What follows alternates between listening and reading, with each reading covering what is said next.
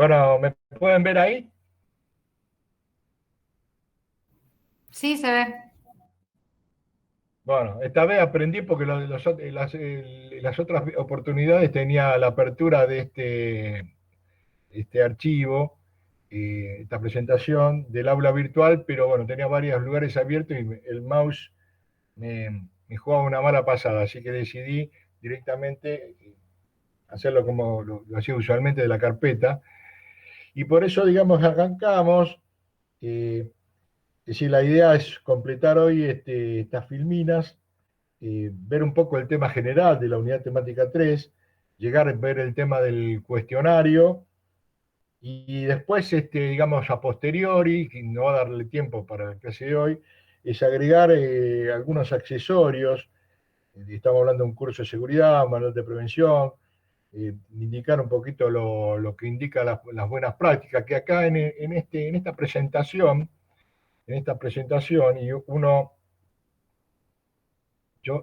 una de las cosas que no estoy haciendo es grabar, disculpen,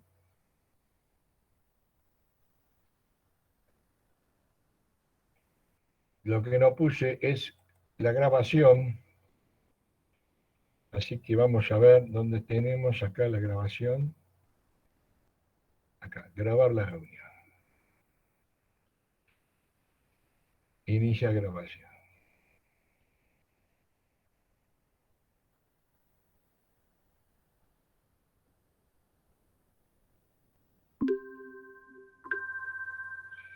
Bueno, acá hemos iniciado la grabación, entonces volvemos a lo que teníamos abierto y les decía que,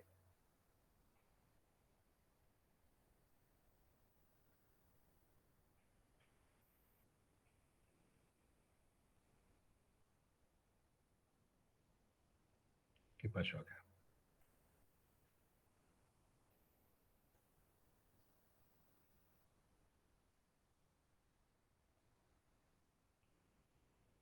No me lo toma.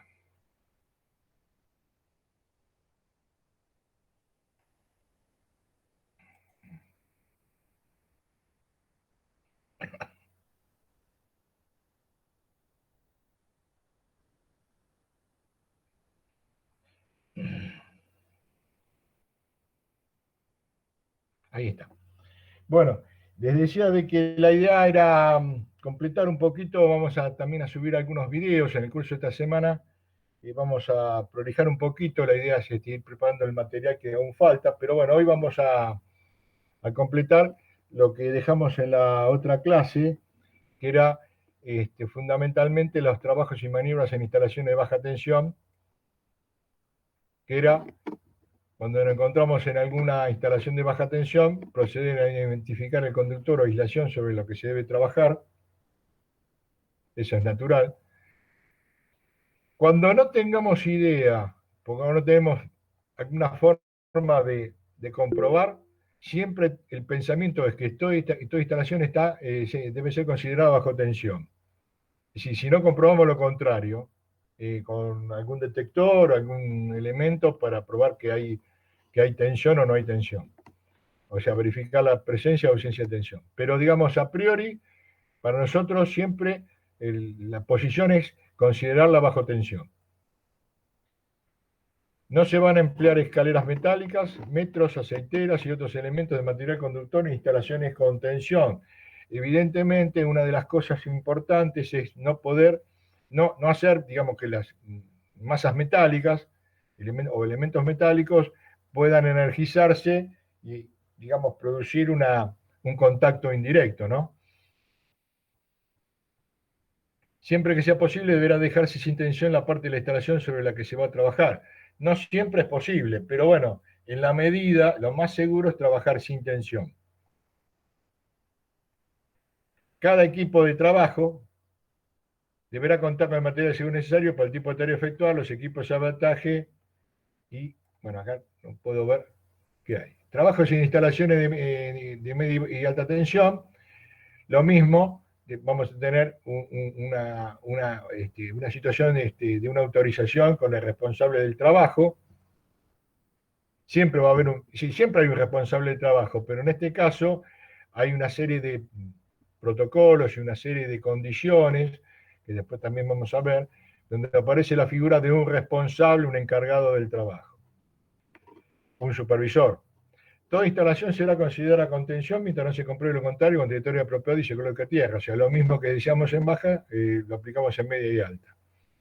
Cada equipo de trabajo deberá contar con material de seguridad necesario para el tipo de tarea a efectuar, los equipos de salvataje y un botiquín de primeros auxilios para el caso de accidentes. Bueno, acá seguramente tenemos que dejar, seguramente sin tensión, pero es complicado. En las redes de media tensión y de alta, muchas veces están malladas, están con varias alimentaciones y posibilidades de retornos, es complicado. Entonces, por eso aparecen después los métodos de trabajo con tensión, ¿no? Es decir, siempre pensamos que sin tensión aplicamos las 5 reglas de oro. Cuando no podamos, por ningún motivo, tenemos que aplicar los métodos que vimos de trabajo con tensión.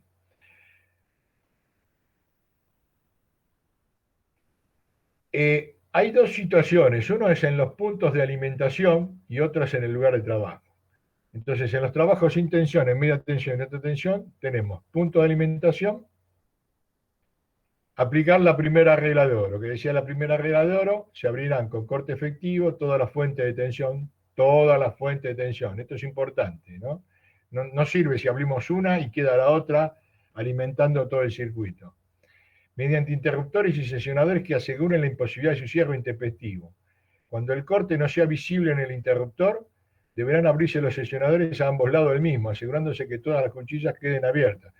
¿Qué quiere decir esto? Que muchas veces los interruptores, antiguamente, los interruptores en pequeño volumen de aceite, en gran volumen de aceite, que era el medio dieléctrico para extinguir el arco, no se podía visualizar. Entonces, la única manera, digamos, de cortar el suministro eléctrico era a través del interruptor, pero aguas arriba y aguas abajo teníamos que tener un seccionador, digamos que operan normalmente sin carga, para poder liberar el interruptor y poderle hacer el mantenimiento. Ejemplo, ¿no? Y en este caso sería lo mismo para digamos, delimitar una zona de trabajo sin tensión. Se enclavarán o bloquearán los aparatos de corte y seccionamiento. En los lugares donde ello se lleve a cabo se colocarán carteles de señalización fácilmente visibles. O sea que la segunda regla de oro decía bloqueo y señalización, ¿sí?, de los aparatos de maniobra de corte o seccionamiento. Y debemos visualizar o poner que sea fácilmente visible un cartel con la señalización, ¿no? Como que hay un bloqueo. Por eso digamos que hay que contar con N cantidad de carteles para los lugares que vamos a enclavar o bloquear. Este tema es importante porque lo vamos a aplicar después con Joaquín en el práctico de las 5 reglas de oro sobre una subestación o sobre una instalación en particular, ¿no? Se verificará la licencia de tensión con detectores apropiados sobre cada una de las partes de la línea, instalación o aparato que se va a consignar. O sea que acá tenemos que hacer uso de un verificador, un verificador de ausencia de tensión, lo que llamamos VAT, o un detector de acuerdo con el rango de la tensión que tenga para media tensión y o para alta tensión, ¿no? Hasta acá nosotros dijimos que el primero, segundo y tercera regla de oro, lo que hacíamos era inhibir una instalación. ¿Recuerdan ese término? Inhibir. ¿Qué significa inhibir? O sea, dejar fuera de servicio una instalación y proceder a su sostenimiento hasta que se pueda entregar a un destinatario final para hacer una tarea de mantenimiento, corrección o ampliación de una determinada red. Por eso el término inhibir significa impedir que esa instalación vuelva hacia atrás, o sea, a funcionar, o quede retenida hasta más alguien se pueda hacer cargo.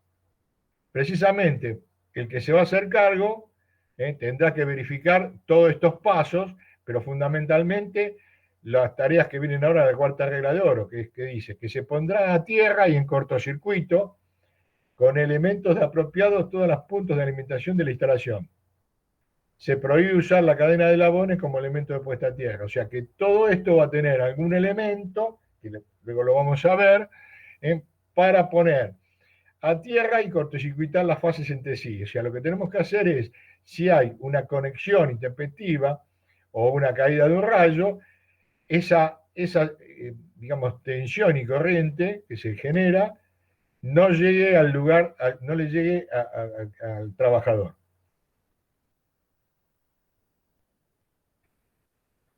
Si tenemos trabajos sin tensión, en media tensión y alta tensión, en el lugar de trabajo, antes ya habíamos visto en el punto de alimentación, ahora queremos en el lugar que específicamente que estamos trabajando, ya sea para hacer, por ejemplo, un empalme, para cambiar un equipo, o sea, prolijar una barra, todo lo que surja en un lugar de trabajo específico, tenemos que verificar la ausencia de tensión. O sea, nosotros hicimos en el punto de alimentación, ahora en el lugar que vamos a verificar tenemos que ir con el detector y verificar la ausencia de tensión.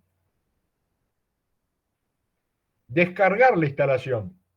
Recuerden que en el caso subterráneo, por una cuestión de capacitiva, los conductores aislados quedan con una cierta tensión residual capacitiva que el detector a veces no lo detecta. Digamos, el umbral de funcionamiento que habíamos visto que era como algo así como 3000 volts, no lo ve, entonces necesitamos forzosamente descargar, aunque sea una situación obvia, aunque sepamos que está digamos que no tiene carga.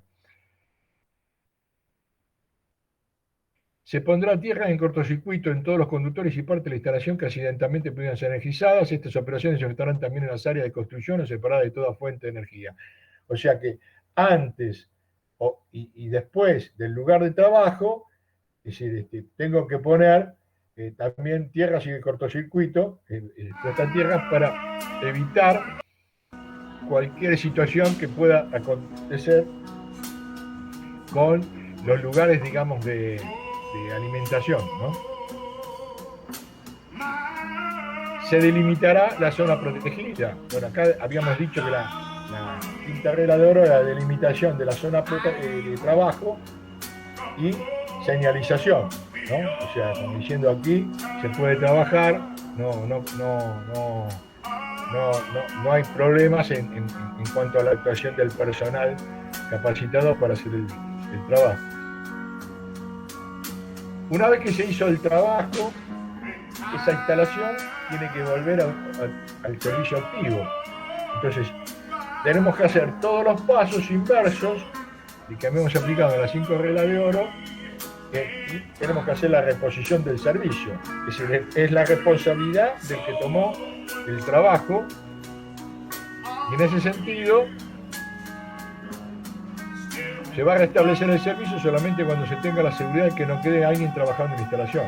O sea, muchas veces hay equipos, cuadrillas de trabajo, que están, digamos, en forma simultánea haciendo la reparación de un cable, de un equipo, y por ahí en posiciones diferentes o alejadas. Entonces, por ahí alguno termina antes y otro termina después, y entonces el responsable del trabajo tendrá que ver que todos hayan terminado y que no esté nadie trabajando, obviamente. En el lugar de trabajo se retirarán las puestas a tierra y el material de protección complementario, y el responsable del trabajo, después del último reconocimiento, dará aviso que el mismo ha concluido. O sea que el responsable del trabajo tiene que avisar, ¿sí? Digamos, regula toda esta situación inmediato, que ya está en condiciones el tema de energizarse. En los puntos de alimentación, una vez recibida la comunicación de que se ha concluido el trabajo, se retirará el material de señalización y se desbloquearán los aparatos de corte y maniobra. Fíjense que estamos yendo en el proceso inverso, ¿no? A las 5 reglas de oro. En el caso, si tuviéramos que hacer ejecución de trabajo con tensión, los mismos se deben efectuar con métodos de trabajo específicos, siguiendo las normas técnicas que se establecen en las instrucciones para ese equipo de trabajo, ese tipo de trabajo, con material de seguridad, equipo de trabajo y herramientas adecuadas, con autorización especial del profesional designado por la empresa, quien detallará expresamente el procedimiento a seguir en el trabajo. Cuando hay ejecución de trabajo en proximidad de instalaciones de media y alta tensión en servicio, o sea, muchas veces tenemos que hacer trabajos y hay otras instalaciones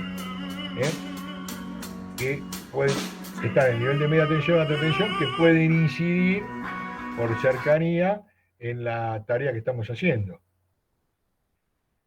Bueno, de ser necesario, hay que ver las instrucciones para cada caso en particular del responsable de trabajo, qué es lo que dice, qué es lo que sugiere, con la experiencia, porque acá puede haber situaciones de posibilidad de arco eléctrico, posibilidad de situaciones de tipo magnética o inducción, con lo cual pueden complicarse algunas situaciones, ¿no? O imprevistos. ¿Cuáles son las disposiciones complementarias referentes a los trabajos en media tensión y alta tensión? Bueno, el caso importante, digamos que a nosotros seguramente usted lo habrá visualizado, son las líneas aéreas. ¿Por qué? Porque podemos tener líneas aéreas de diferentes tensiones. O sea, puedo tener línea aérea de baja, de media o de alta. Entonces, si nosotros estamos trabajando en una línea que tiene esas posibilidades, que haya presencia de otras líneas de diferentes tensiones, se considera que a efecto de la medida de seguridad observar la tensión más elevada que soporte. O sea que la que, digamos, se prioriza la de mayor tensión.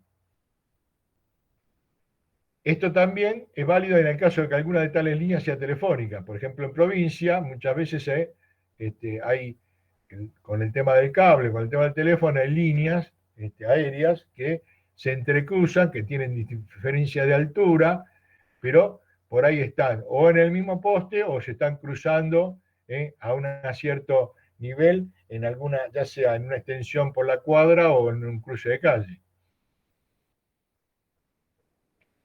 Cuando hay tormentas próximas con la posibilidad de caída de rayos, todo trabajo que se hace en línea aérea debe suspenderse, sea con tensión, sin tensión.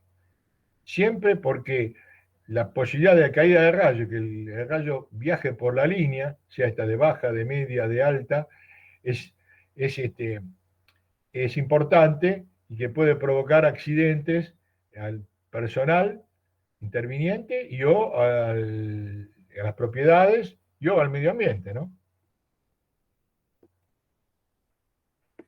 En las líneas de dos o más circuitos no se realizarán trabajos en uno de ellos, estando los otros con tensión.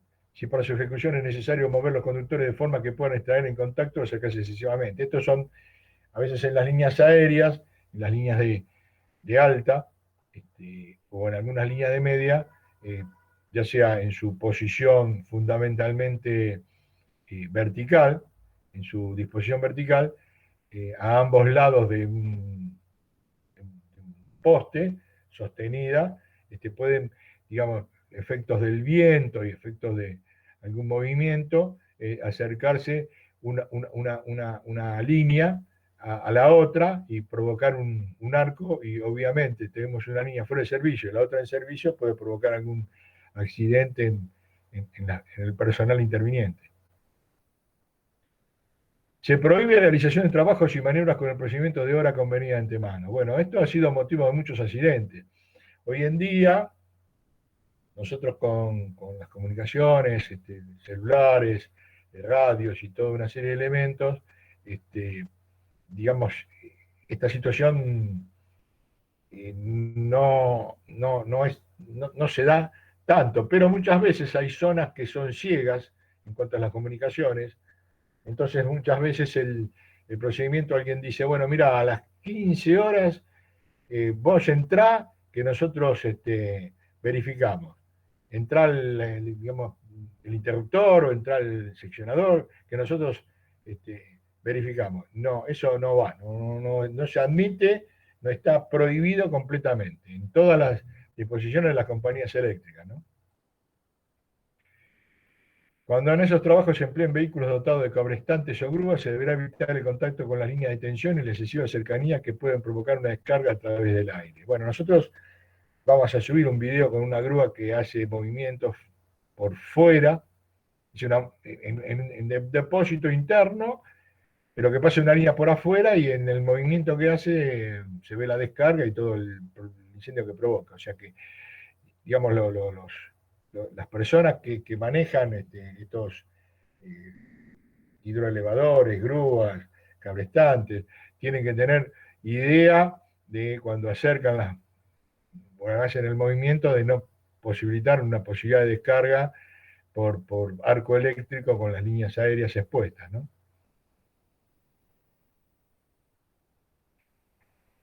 Bueno, si en los equipos se han establecido reglamentaciones legales obligatorias para garantizar la seguridad del personal en cumplimiento de sus tareas diarias, cualquiera sea el dominio de su actividad, el resultado práctico manifiesta en la seguridad de las intervenciones, la reducción o supresión de incidentes de explotación. Si le llamamos explotación a todo lo que es el usufructo de la electricidad, es decir, todo lo que implica precisamente el uso eléctrico respecto a la, a la aplicación técnico-económica de la energía, ¿no? El aumento de la eficiencia del personal y el aumento general de la eficiencia del conjunto de la explotación. Bueno, precisamente hay las normas que hablan sobre la consignación e emisión de equipos e instalaciones de alta y media tensión, tienen que ver con lo que normalmente vamos a utilizar en el práctico, que es el tan mentado, que algunos habrán escuchado nombrar, que es el protocolo, ¿no? Es decir, eh, este tema de la entrega y recepción de un equipo de instalación tiene actores y por ende tiene eh, que, que manejarse en forma escrita, radial, y se graba inclusive para detectar la posibilidad de errores o detectar la posibilidad, digamos, de incumplimiento que puedan dar lugar a accidentes, que los hubo y los hay, lamentablemente por no cumplimiento de este protocolo. Por ende, el protocolo es un acto por medio del cual la persona responsable de una instalación o un equipo la entrega autorizando a realizar sobre los mismos trabajos a otra persona que recibe. O sea, hay un entregador y un receptor. ¿Sí? La instalación o equipo que a partir de ese momento es responsable de lo mismo dentro de una cancha o zona de trabajo. Este es el famoso acta de protocolo. Protocolo de entrega y recepción. ¿A qué llamamos protocolo? Es un documento en el cual se hace, normalmente es como si fuera es un acta, como se utilizan en los consorcios, digamos, por triplicado, con papel carbónico, digamos, que se entrega a los actores, se guarda una, es decir, es todo precisamente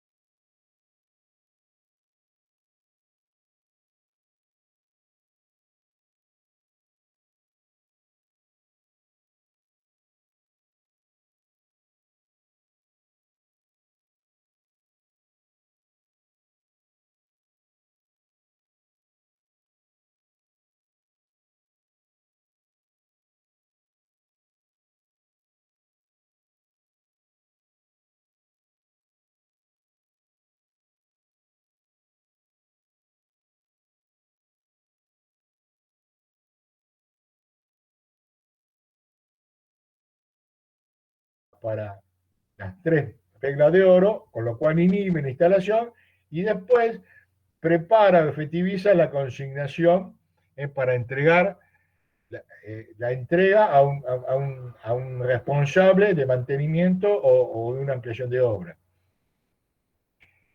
Este protocolo tiene una validez. Normalmente la validez se lo da digamos, la empresa que lo utiliza, pero digamos, está ampliamente extendido de un plazo de un mes, 30 días. Con lo cual, se abre un protocolo y a los 30 días debe ser cancelado. ¿Eh? Digamos, si por ahí no se discontinuó la tarea o no se pudo completar o hay alguna situación muy particular, esta situación se cancela ese protocolo y se abre uno nuevo. ¿Eh? O sea, se renueva por periodos de igual duración por el responsable de trabajo. Es decir, es una forma ordenada de llevar la administración de una parte de la red donde exige un seguimiento pormenorizado, habida cuenta que pueden trabajar distintas personas, distintas cuadrillas, en horario distinto y por situaciones conexas con otras.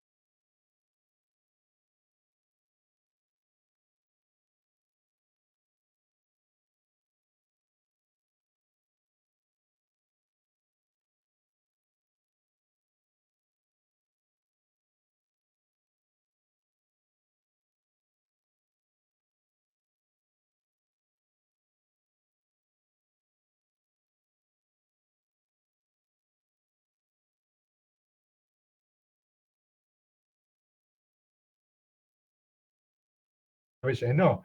Hoy la mayoría de las veces se hace en forma telefónica, por email también podría hacerse, digamos, hay medios, y también hay otra forma que se usa muy mucho en las zonas de provincia, en las rurales, que es lo que se llama autoentrega.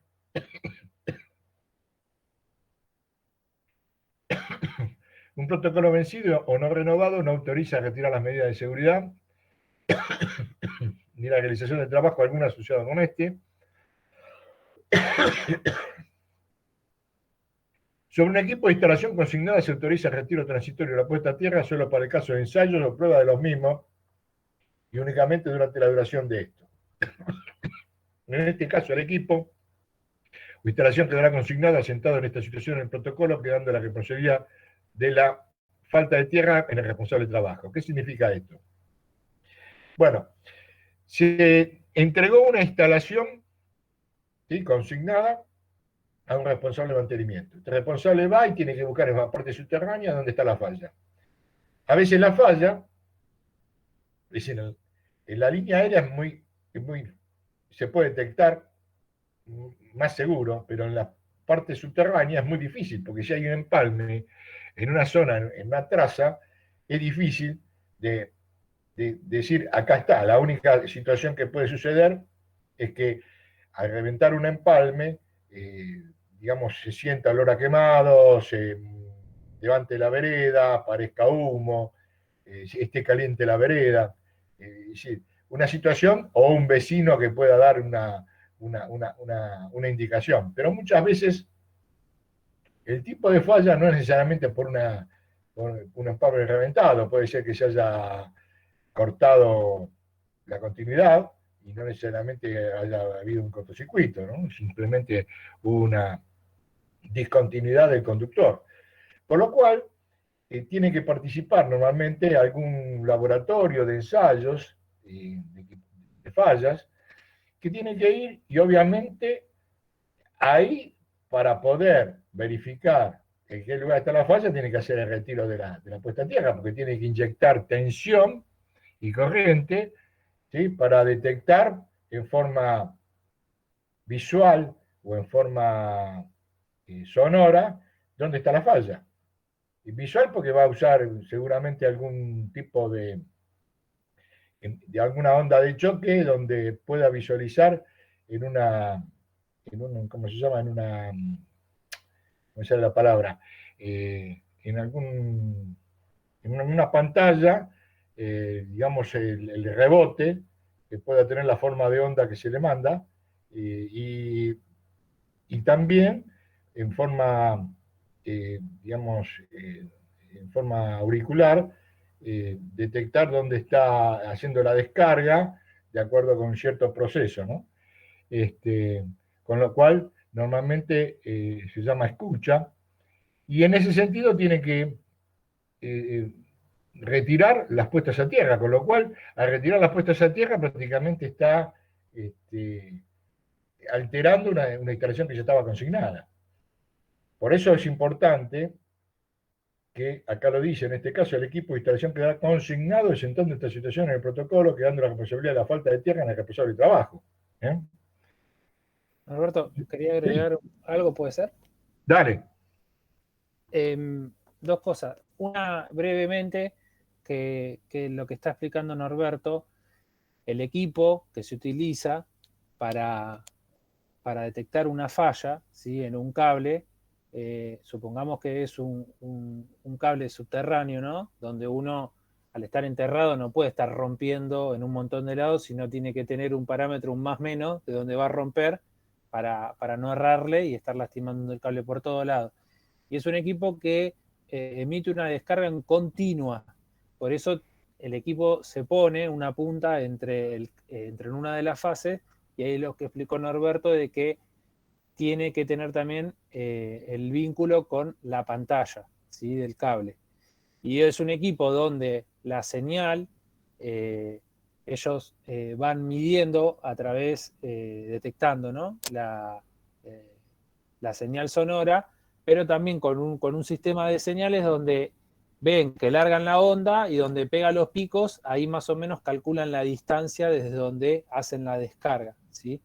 Y si la onda va para un lado, el pico va para un lado o va para el otro lado, es decir, rebota, y si está en otro lado, y ahí no pueden tener la Tierra porque si no la Tierra les hace una interferencia o una mala medición o detección de, de la señal, ¿no?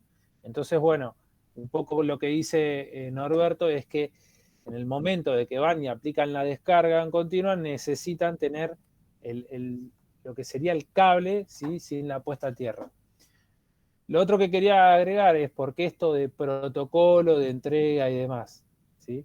Teniendo en cuenta esto que nombra Norberto.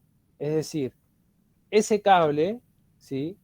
Que puede llegar a ser un cable seguramente de 13.2, como vimos en la clase introductoria, es un cable que sale de una celda de una subestación. Entonces tengan en cuenta que dentro de las empresas hay distintas cuadrillas, ¿sí? O distintos grupos de trabajo. Un grupo de trabajo es el que trabaja en subestación, ¿sí? O lo que se dice comúnmente de alta. Acuérdense que hablamos que dos de las distribuidoras más importantes y algunas cooperativas también no solo son distribuidoras, sino transportistas, porque manejan 132 y manejan 220 también, y operan también la red, ¿no? Entonces, un grupo de trabajo es el de alta y otro grupo es el que comúnmente se conoce como MDBT, ¿sí? Y ahí solo nombré dos equipos de trabajo de operación, ¿sí? De entrega de la instalación. Pero después está lo que son los equipos de mantenimiento o los equipos de laboratorio que van y hacen este ensayo para ver si el cable está lastimado. Entonces, hay un protocolo de entrega que de la instalación. Es decir, la cuadrilla de operación le entrega la instalación a la cuadrilla de mantenimiento o a la cuadrilla que va a ser el laboratorio. Y obviamente se la entrega con las 5 reglas de oro o depende si tienen que hacer alguna maniobra. ¿Pero por qué hay un protocolo de entrega? Por un tema de responsabilidad, un tema de que ese cable no se puede operar, ese cable no se puede energizar, o va a estar a cargo de quién va a intervenir ese cable, ¿sí? Imagínense que yo estoy en una subestación, por decirlo así, en Nazca, la subestación de Nazca, sale un cable y a los 25 kilómetros de esa subestación, que puede llegar a tener un recorrido del cable de 30 a 40 kilómetros, es donde se produjo la falla. ¿Está bien? Entonces, imagínense que en la cuadrilla que va a recibir ese cable recibe el protocolo de entrega en la subestación, pero después se va a trabajar a 25 kilómetros y nadie les puede ni cerrar, ni operar el cable, ni nada. Y tienen que capaz hacer la fosa, abrir el cable, empalmarlo, ¿sí? Entonces tienen que tener total de seguridad de que nadie les va a maniobrar un cable a 22 kilómetros de donde están trabajando, ¿sí? Es muy peligroso el tema, con lo cual hay que tener un protocolo, hay que tener candado, bueno, toda una serie de cosas que después vamos a ver, pero se formaliza mediante un documento, ¿sí? Que responsabiliza ante un accidente una causa penal, ¿no? Así que bueno, eso quería agregar, Norberto. Gracias, Joaquín.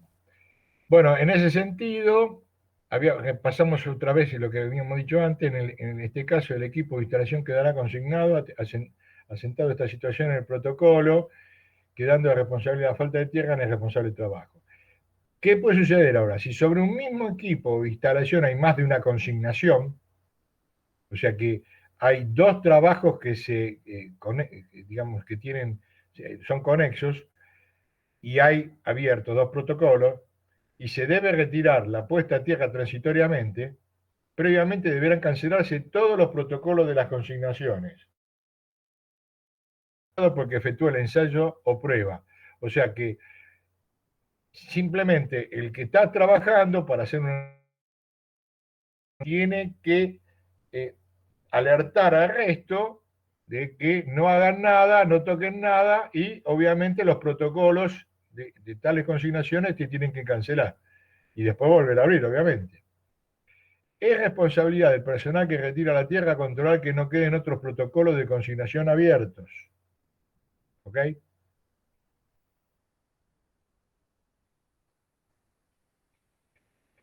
A fin de cumplir con el trabado de los equipos de lo referente a consignar o inhibir, se implementarán sistemas multiplicadores de candado, estando la llave de estos en poder del responsable de trabajo con su defecto de responsable de operación. O sea, nosotros en un equipo, en una celda, le pusimos un candado, pero resulta que hay otros que también tienen que poner candado. Hay otra cuadrilla. Entonces, se ha diseñado que en los lugares digamos, que no admiten la posibilidad de poner más de un candado, que haya un multiplicador. O sea, sinceramente, uno va y abre su candado, pero resulta que si está el otro no puede hacer ningún tipo de maniobra. Y eso es un tema de seguridad en la operación. Previo a energizar un equipo o instalación deberán estar cancelados todos los protocolos de consignación correspondientes al mismo, realizando las operaciones que se detallan. Ejecución de ensayos que correspondan a verificación del buen funcionamiento del equipo de instalación. Retiro de las medidas de seguridad en orden adecuado. Tierras, trabas, bloqueo.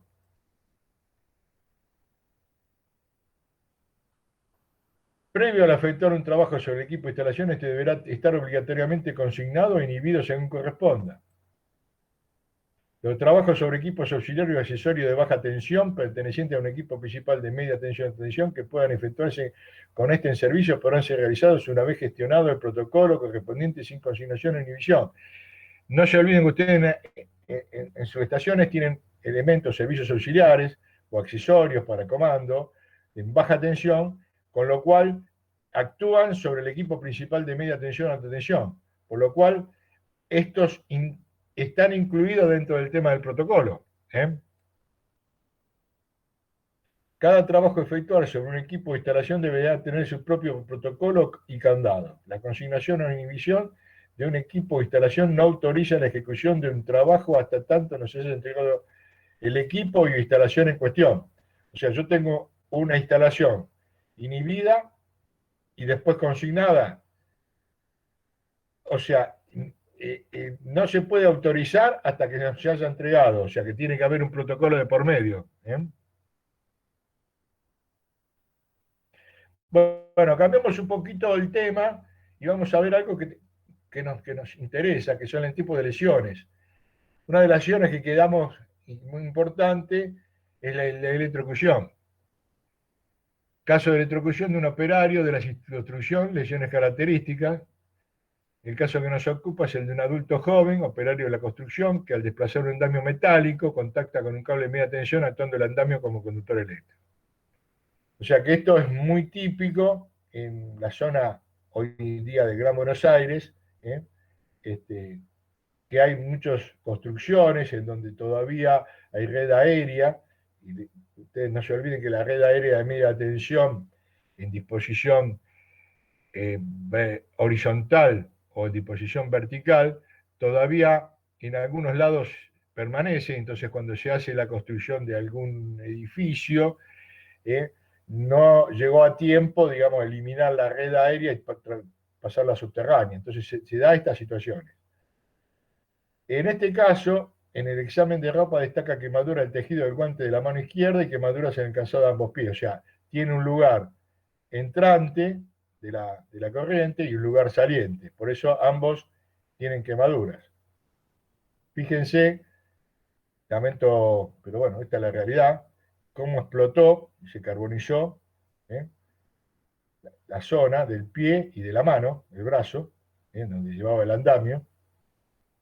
O sea que la corriente le entró por acá y le salió por acá.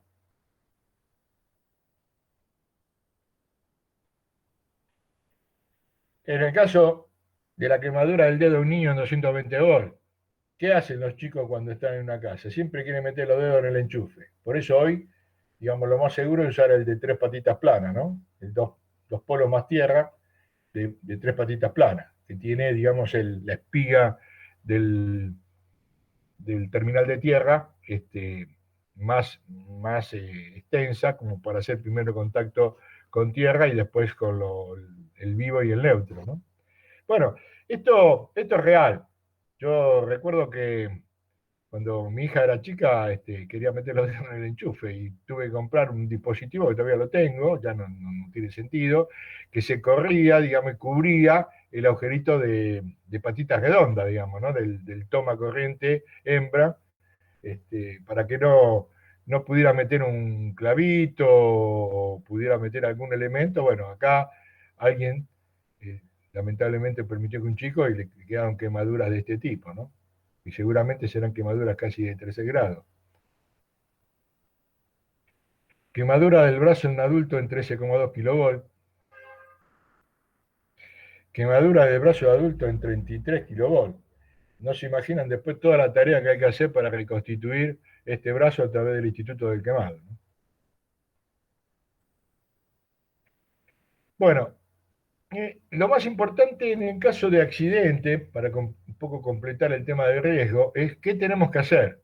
O sea, qué es lo que, digamos, la experiencia, el uso, las costumbres, lo más que haya que actuar cuando sucede un accidente de tipo eléctrico. Bueno, lo más importante es desconectar la corriente maniobrando los interruptores de la sección en lo general. O sea, eh, digamos que si alguien quedó con el término, entre comillas, pegado, el simple hecho de proceder a hacer la apertura del circuito implicaría que ya no haya tensión y por ende corriente. Y es una forma, pero no siempre se puede hacer. Sería lo más indicado, pero no siempre se puede hacer. Si no se puede actuar sobre los interruptores, aislarse debidamente usando calzado y guante de goma, subiéndose sobre un taburete aislante, que es lo que hacemos en todos los trabajos, sin tensión o con tensión, para evitar cualquier tipo de accidente, según que la tensión de servicio sea menor o igual a 33 kilovolts.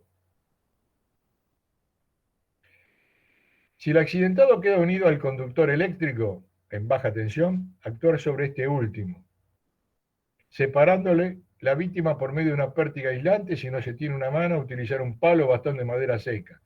O sea, nosotros nos vamos a encontrar con situaciones de este tipo por ahí. Entonces, ¿qué hacemos en ese momento? Es decir, instintivamente uno quisiera agarrar y separarlo, pero resulta que al agarrarlo vamos a formar parte también del problema, vamos a tener el problema nosotros. O sea, se electrocutó la víctima y nos va a trasladar o lo va a trasladar al socorrista. Entonces, ¿qué es lo que dice acá? Bueno, normalmente un operario puede tener una pértiga aislante, la puede llegar a utilizar como forma de separar. Si no tiene, bueno, todo lo que sea madera seca, no mojada, sea un palo, un bastón, un palo de escoba, utilizarlo. Es una posibilidad y rápida, digamos, de tener algo a mano, no, por supuesto no metálico, ¿no? Cuando el lesionado queda tendido encima del conductor, envolverle el pie con ropa y tela seca, tirar a la víctima por los pies con la pértiga del palo, cuidándose que el conductor de corriente no sea arrastrado también. O sea que esto es mucho más complicado, pero bueno, es una posibilidad. Y en alta tensión, suprimir la corriente a ambos lados de la víctima, pues si no, su salvación será muy peligrosa. Acciones en caso de accidente. Si el accidentado queda suspendido a través de su arnés a cierta altura del suelo, prever su caída colocando debajo colchones, mantas, montones de paja o una lona. Bueno, esto hoy está casi, todavía se puede usar, pero normalmente hoy la disposición del arnés tiene una situación de tipo anticaída y tiene como un elemento que se llama descensor que permite, digamos, hacer descender a la persona accidentada y poder llegar hasta el nivel del piso sin necesidad de utilizar estas situaciones, ¿no? Después lo vamos a ver en detalle ese tema. Tener presente que el electrocutado es un conductor eléctrico mientras a través de él pase la corriente. Chequear respiración y pulso. Maniobra de RCP. Esto, cuando veamos la parte de RCP, lo vamos a ver qué métodos y qué pasos vamos a tener que dar para poder asistir a un accidentado desde el punto de vista eléctrico. Y también sirve, y con esto recuerdo lo que pasó con este jugador de fútbol de Dinamarca el otro día, que gracias a la utilización de un desfibrilador se pudo recuperar. Todos, yo fui testigo, estaba mirando el partido y me encontré con esa situación y realmente, bueno, uno, ellos habían tenido una experiencia con un jugador que había fallecido anteriormente, así que por suerte lo pudieron salvar. Y hoy estaba leyendo por ahí que creo que le colocaron un desfibrilador, porque obviamente debe tener algún problema en su organismo. Así que le colocaron para no tener de nuevo ese incidente o accidente cardíaco, ¿no? Bueno, uno de los problemas es tratar el shock. Es decir, todos, digamos, ahora en frío hablamos, pero en ese momento en caliente, ¿qué hacemos? ¿Cómo no hacemos? Mucha gente se nubla, se asusta, se desmaya. Es decir, por eso hay que tratar el shock. La persona que está accidentada, pero el que lo tiene que atender tiene que tener la sangre fría, el corazón y la cabeza caliente como para tratar digamos, la situación y no entrar en shock y tener algún problema el socorrista también. Por eso la gente que practica esto, y seguramente Sebastián Auchelo, ¿estás por ahí? Acá estoy, sí. Esta situación de vos estás entrenado para tratar el shock, ¿no es así? Tanto en situación de incendio, de Hicimos asfixia, cursos, ¿no? he hecho cursos, sí, de RCP con el muñeco. Está bien, pero de entrada te costaba y hasta que Y es un poco incómodo, cuando uno lo hace la primera vez es un poco incómodo, porque uno no está claro, acostumbrado. bueno, por Por eso te suerte digo, nunca tuve que actuar, digamos, con una persona, por ahora. claro. Bueno, digamos, nosotros le tiramos a este tema una clase especial. Hoy en día, por el tema de la pandemia, tenemos que seguramente que convocar a algún entendido del tema. Nosotros, los tres docentes, sabemos el tema, pero no tenemos el igual, especialista, ¿no? yo en Ezeiza, tanto en Ezeiza como en Aeroparque, cuando se instalaron los desfibriladores y bueno, están conectados a un sistema que tira alarma cuando se abre uno. Prácticamente los desfibriladores te dicen todo lo que tenés que hacer, es algo maravilloso. No, de acuerdo, lo que suceda lo que digo que es que uno todos los años tiene que hacer un reciclaje en su empresa, digamos, no solamente los que están en relación con esto, sino todo el mundo, porque esto suele suceder a las personas, entonces de alguna manera uno puede hacer, o sea, el proceso de este es lo mismo que el ahogado, digamos, con la diferencia, bueno, que obviamente hay agua en los pulmones y hay que sacarla, pero, Sí, este, pero pero lo bueno, grandioso. todo esto nosotros lamentablemente, quizás las empresas tienen la obligación, pero la sociedad tendría o sea, nosotros inclusive en la UTN deberíamos recibir alguna situación de este tipo, o capacitación. Bueno, nosotros tratamos de hacer esta clase en particular por nuestra cátedra, pero también la podemos hacer abierta, de hecho invitamos a los que quieran participar. Es importante, Por digamos. ejemplo, Trasciende un poquito, trasciende el tema, lo que estamos tratando al resto de los colegas, sí, pero alumnos, docentes y gente que pertenece a la universidad, ¿no?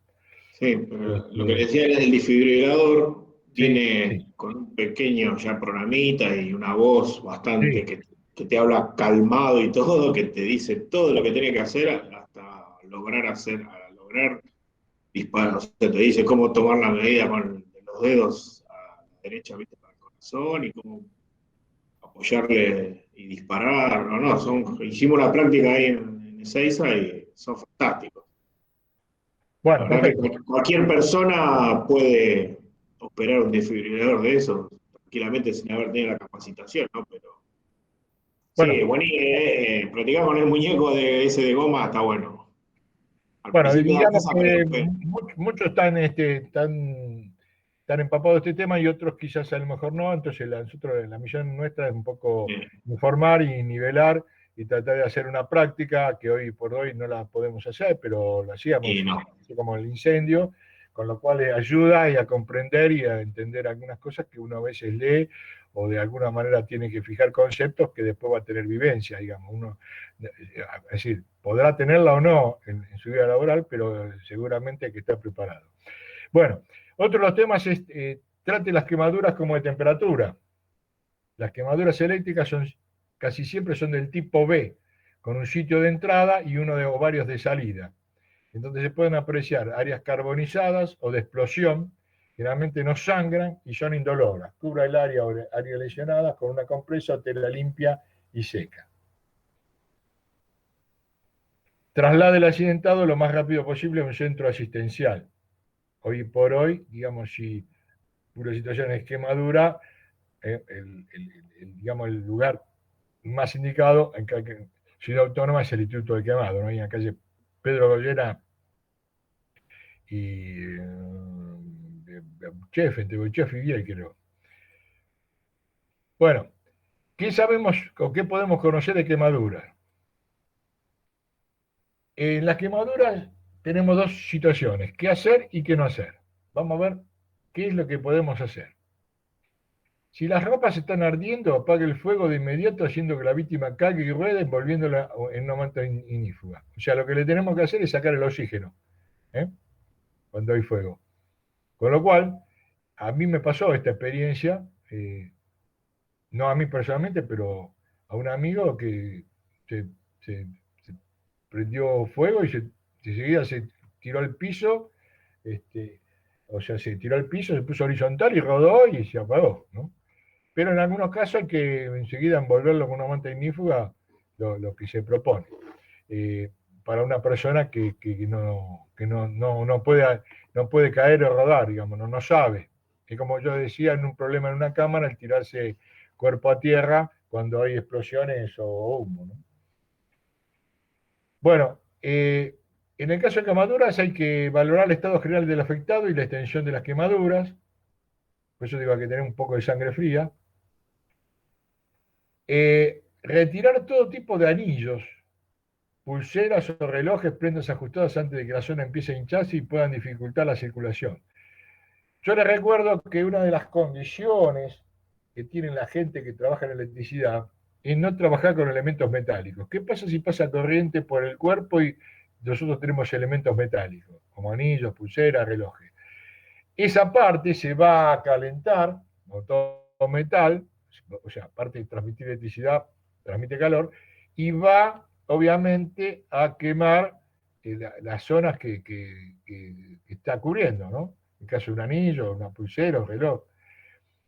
Por lo cual, como después se empieza a hinchar, no podemos retirarlo. Entonces, inmediatamente hay que retirarlo cuanto antes que se empiece a hinchar, porque dificulta evidentemente la circulación del flujo sanguíneo. Retirar las ropas no adheridas a la zona quemada. Enfriar la zona quemada mediante agua fría sin que el chorro caiga directamente sobre la herida. Cubrir el área quemada con compresa estéril y sábanas limpias. Mantener la temperatura corporal envolviéndolo en una manta, llame al servicio de emergencia y llévelo a un centro asistencial. Eso es lo que debemos hacer. Digamos que todo esto precisamente en algún curso de primeros auxilios, se lo van a recordar, o lo van a hacer, quizás a lo mejor muchos de ustedes no lo tengan hecho o lo tengan hecho, no lo recuerden. Por eso todo esto hay que, año tras año, hay que reciclarlo, a veces hacer algún simulacro. Es difícil hacer simulacros, pero bueno, uno tiene que estar preparado para este tipo de situaciones, ¿no? ¿Qué no debemos hacer? Aplicar ungüentos, pomadas o remedios caseros. O sea, siempre la abuela o el abuelo o alguien, digamos, de cierta edad dice, mirá, que tengo esta pomada espectacular que te calma de los dolores en base a, qué sé yo, los yuyos que juntaban en la quinta. Y bueno, acá no es conveniente, ¿no? Esto no es recomendable. Tocar la zona quemada con las manos u otras superficies contaminantes. Bueno, obviamente. No remover nada que esté pegado a la quemadura. Por eso muchas veces en la ropa de trabajo, que tiene que ser ignífuga, no se recomienda, en el caso ahora, por ejemplo, del frío, que uno utiliza abrigos, no utilizar ropa sintética, porque la ropa sintética, cuando pasa la electricidad, es como que se achicharra y se mimetiza con la piel, y cuando uno, con la quemadura, uno tiene que retirar, digamos, arrastra toda la piel, carne viva, es un desastre. Entonces, no conviene utilizar, digamos, ropa sintética, y si alguna cosa quedó pegada, no removerla en la quemadura. No ejercer presión o friccionar la zona quemada. Bueno, esto todos seguramente estamos tentados a romper las ampollas, y si normalmente se forman ampollas de agua y uno siempre quiere romperla, bueno, esto no es conveniente. Utilizar hielo o agua helada para enfriar la quemadura y aplicar algodón o apósitos adhesivos sobre las quemaduras. Son situaciones de tipo médica que recomiendan los primeros auxilios, ¿no? Bueno, referente al tema de elementos constitutivos para la puesta a tierra, saltando ya a otra parte, sabemos que tenemos jabalinas. Las jabalinas pueden ser a veces permanentes o transitorias. Nosotros digamos, en los trabajos que vamos a hacer, en la situación, vamos a hacer jabalinas transitorias, le llamadas picas, con lo cual este elemento debe tener una superficie importante, por lo tanto nos orientamos hacia la sección hexagonal, pues aumenta de esta manera la superficie de contacto con el terreno. O sea, tiene que tener una superficie importante de contacto para hacer una buena descarga a tierra, ¿no? Bueno, la morsa para la puesta a tierra, que por eso digamos, lo simplificamos como PAT. Es necesario tener morsas con una gran superficie de contacto, pero de peso y volumen reducido, adaptados a la forma de los conductores de bajada y que tengan características mecánicas elevadas. Esto, digamos, en línea aérea se da por importancia y es bastante pesado porque lo tengo que poner, yo tengo que poner la jabalina, tengo que poner el conductor y tengo que poner algo que morsetee el conductor desnudo en la línea de medio de baja tensión. Y les puedo asegurar que es bastante pesadito para hacerlo con una pértiga telescópica, ¿no? Bueno, los elementos constitutivos para la puesta a tierra, en el caso de las pértigas, son de espuma recubierta en forma de tubo, prevén toda una serie de ensayos, control visual y dimensional, control de estanqueidad interior, controles eléctricos en seco, en ambiente húmedo, con lluvia y neblina, control mecánico, fricción, torsión y aplastamiento. O sea, ustedes tengan en cuenta que eh, las pértigas se van a usar en la red aérea y no siempre, digamos, el ambiente es seco. Puede ser ambiente húmedo por posibilidad de lluvia, polución, lluvia, neblina. Todo eso se deposita en la superficie, después vamos a saber en detalle cómo puede afectar y descargar y por qué se recomienda utilizar, habíamos dicho antes, utilizar como respaldo un guante dieléctrico juntamente con la pértiga aislante para tener una doble posible de aislación, o sea, si nos falla la pértiga, tenemos el guante como aseguramiento, digamos, de que la corriente no va a pasar por nuestro cuerpo. Y obviamente el control mecánico, todo lo que decía flexión, torsión, aplastamiento, tiene que ver con el esfuerzo mecánico que vamos a hacer para colocar una puesta a tierra en una red aérea, con una situación de altura, con elementos pesados, ¿no? No podemos, no podemos obviar porque tienen que ser precisamente conductores y por eso son metálicos y son pesaditos. Tanto sea el cable de conductor de tierra como, como es la morsa de conexionado. Sí, sí, sí, decimos morseto, morsa, es decir, son términos técnicos que se utilizan, sí, sí, es lo mismo. Lo que pasa es que el morseto que uno no conoce es chiquito, digamos, la jabalina común o para, digamos, como si fuera un broche, y lo otro es un elemento que tiene que abrazar todo el conductor y tiene que poder abrazarlo y después desconectarlo, ¿no? Porque yo la puesta a tierra en un conductor la tengo que enganchar y después la tengo que sacar, ¿no? Con lo cual, eh, digamos, el mecanismo, bueno, nuevamente parecía como, por el tamaño, parece que fue una morsa. Bueno, los cables a utilizar para cortocircuito deben ser de alta conductividad y flexibilidad para facilitar la manipulación durante su transporte e instalación.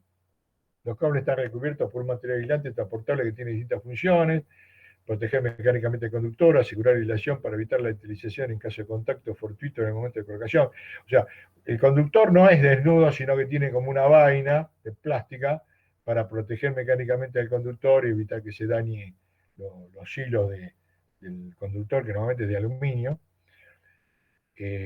Permitir a ver, puede ser aluminio, posiblemente pueda ser de cobre, ¿eh? No recuerdo ahora bien, lo tengo más asociado con aluminio. Permitir la verificación visual de la integridad de los conductores, verificado los tres pasos sobre un mismo cable para media tensión en general, unipolar para habitaciones y línea de alta tensión. Los morsetos de los conductores. Estos morsetos pueden poseer sistema de cierre a tornillo, resorte o a tornillo y resorte. Lo importante es que está concebido de tal manera que no puedan abrirse ni desprenderse. Esto nos permite puesta de cortocircuito sobre puntos fijos previamente colocados durante la construcción de las obras, muy utilizar en las estaciones transformadoras de media tensión, cuyas instalaciones son más complejas, lo que evita cualquier error posible de operario en cuanto al lugar que se deben colocar él o los morsetos. Puesta de cortocircuito de las líneas del suelo, sea alisando los morsetos con la ayuda de cuerdas aislantes previamente lanzadas por encima de la línea mediante una pértiga larga o con un fusil lanzacable, era lo que yo les decía, sea por medio de pértigas telescópicas no conductoras. En ambos casos se puede, antes de conectar el cable a tierra, fijar el dispositivo, un verificador de ausencia de tensión que permite hacer la BAT también desde el suelo. O sea, que en la pértiga nosotros tenemos un cabezal adaptable y podemos utilizar un verificador de ausencia de tensión primero, luego que verificamos, podemos, digamos, hacer precisamente la colocación del conductor de tierra. Ustedes recuerdan que previamente tenemos que poner la pica de tierra y después ir a la fase 1, puentear con la fase 2, puentear con la fase 3 para hacer el cortocircuito entre fases entre sí, ya sea en su disposición horizontal de la línea o vertical.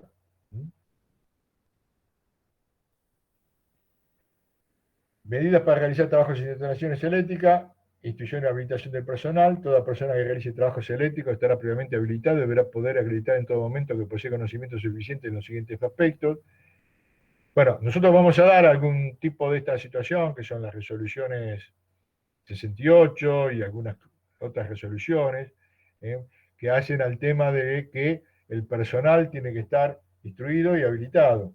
Entonces, todo el personal que va a trabajar sobre una instalación tiene que conocer por lo menos esa instalación, ¿no? ¿Qué características tiene la que va a trabajar? ¿Cuáles son los procedimientos y medidas de seguridad a adoptar en los trabajos que tengan asignado? El correcto uso y verificación de los equipos y elementos de protección, o sea, con una revisión diaria, semanal, quincenal, mensual, lo que esté establecido en la verificación. Medidas a adoptar en caso de accidente de primeros auxilios, o sea, tener, obviamente, digamos, el coso de primeros auxilios, ¿cómo es? El- la- yo digo el armario, el gabinete de primeros auxilios en el móvil y tenerlo ocupado, el botiquín, perdón, no me salía la palabra, a veces, correcto, gracias. Este tema es muy importante, este tema es muy importante. Normativa legal y normativa particular de su empresa, o sea, qué me impone la empresa como normativa legal y qué en particular también está normado como para poder hacer estos trabajos que obviamente la normativa legal se va seguramente a tener la reglamentación las reglamentaciones de la Asociación Electrotécnica Argentina, obviamente de la Superintendencia de Riesgo de Trabajo de la Nación, y bueno, toda empresa particular tiene su normativa de seguridad también. Bueno, acá hay un video que vamos a ver si lo podemos rescatar, que se llama Electrificado. ¿Cuáles son las conclusiones para terminar? 5 minutitos más y ya terminamos. ¿Cuáles son las conclusiones que debemos tener? Los videos después van a ayudar a algunas cositas. Los accidentes por contactos eléctricos son escasos, pero pueden ser fatales. Esa es la conclusión. La segunda conclusión es la mayor cantidad de accidentes generan lesiones importantes en la mano y en la cara. Esos son los puntos donde metemos para poder hacer los trabajos.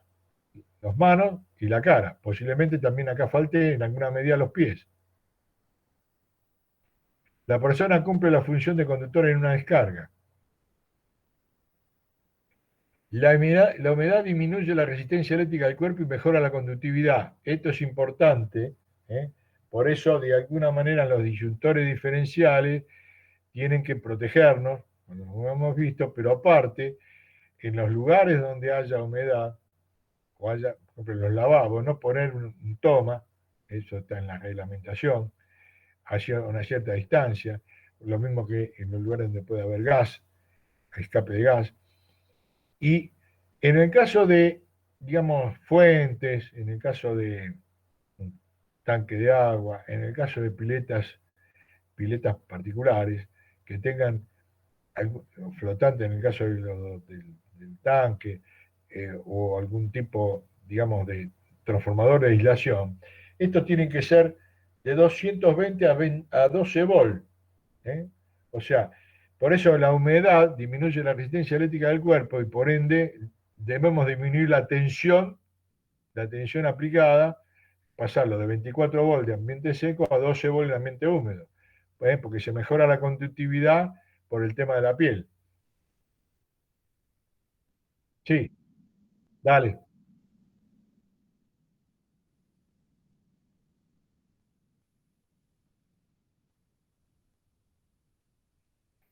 Bueno, esa es una técnica para tomar, digamos, la referencia de tierra de la compañía eléctrica. eso hoy por hoy está prohibido. Es decir, por eso, digamos, cada usuario tiene que poner su propia jabalina adentro, para no depender de la jabalina de la empresa prestataria del servicio de energía. ¿Ok? Lo que pasa que antes decía, bueno, provisoriamente, para cubrir, digamos, algún problema del cliente, eh, era poner lo que se llama el neutro a canilla. Es decir, con la cañería de plomo actuaba como una puesta a tierra. Es decir, ¿cuál es el tema fundamental? ¿Por qué se hacía eso? Porque la compañía eléctrica, digamos, el neutro tiene una doble función. Primero, equilibrar las tensiones de fase, ¿ok? En un sistema trifásico con neutro, ¿no? Eh, por las cargas monofásicas. Y la segunda misión es precisamente llevar la tensión de seguridad, porque no se olviden que el sistema que manejan las empresas es el sistema TT, tierra en la fuente, o sea, el transformador, tierra en el cliente, o sea, en el usuario. Entonces, si el usuario pierde esa posibilidad, una forma de mantenerla sería, bueno, pero eso está prohibido hoy en día, no es una situación segura. Y por eso, digamos que cuando se corta el conductor neutro, digamos, no solamente tenemos un problema digamos, los servicios monofásicos, sino con el problema de no garantizar la seguridad de los 24 volts, tanto sea para el operario de la empresa que tiene que trabajar sobre una toma, un medidor, como para el usuario.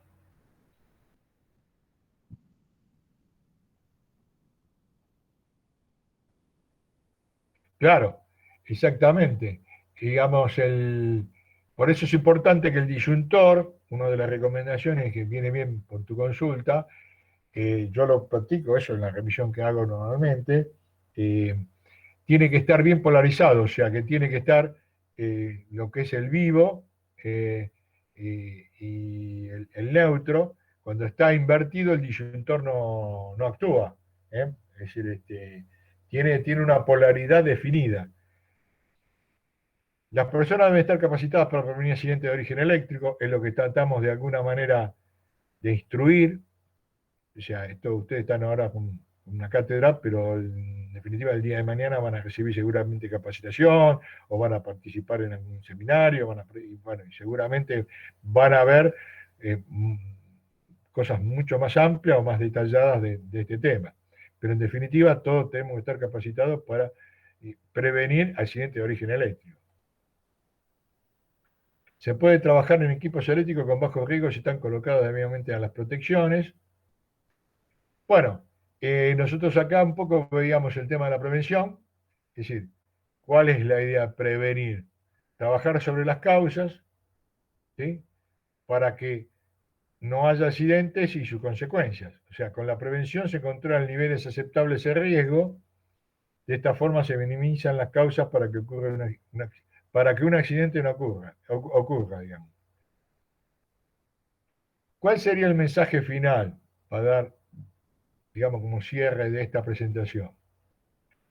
Aplicar las 5 reglas de oro y las 3A. Bueno, las 3A forman parte del video, que son las 5 reglas de oro, y esto lo copiamos obviamente de DESUR, también lo tiene DENOR, seguramente por todos lados tienen los carteles, cortar en forma efectiva toda la fuente de tensión, bloquear la posición de apertura del aparato de corte, verificar ausencia de tensión, poner en tierra de autocircuito, delimitar y señalizar la zona de trabajo, seguir a un estilo de vida.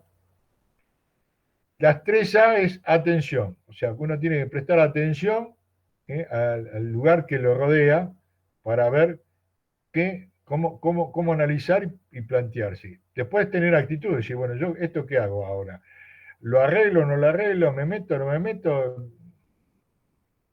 y la acción.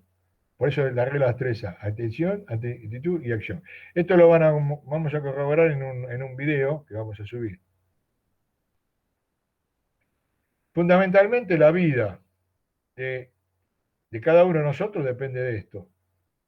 Pero bueno, colaboradores, los que trabajan, el equipo de trabajo que puedan el día de mañana ustedes manejar, depende de esto. Es una situación de vida. Bueno, con esto finalizamos. Hay algunas cositas más, digamos, que ver. Y